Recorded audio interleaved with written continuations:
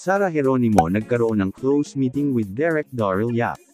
Hello mga ka-popsters, ang aming channel ay nag-a-upload ng mga latest, trending at iba pang updates tungkol kay Sarah Geronimo. Kung gusto mong nakakapanood nito, please consider to subscribe upang mas updated ka sa mga bago naming videos. Madaming nag-aabang sa mga concerts, shows at movies ng nag-iisang popstar royalty Sarah Geronimo. Sa ngayon nga ay sobrang busy ni Sarah Geronimo sa concert nito kasama si Bamboo here in the Philippines and planning to have international tour.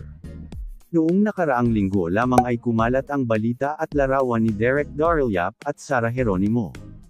Ayon sa source mula sa Viva Agency na nagkaroon ng close meeting ang dalawang panig para sa gagawing pelikula ni Sarah Geronimo with Derek Darryl Yap.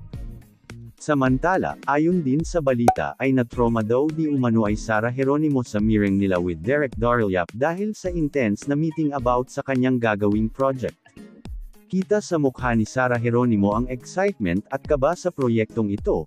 Matagal-tagal na din ang huli itong gumanap sa pelikula.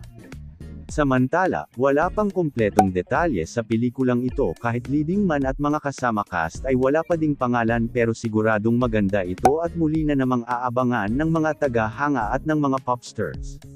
Wala pa man movie ay kabi-kabila na ang balita patungkol sa pelikulang ito. Ano masasabi nyo dito mga ka-popstars? Please hit the like button, share and please consider to subscribe our official YouTube channel para updated ka sa mga latest news tungkol kay Sarah Geronimo.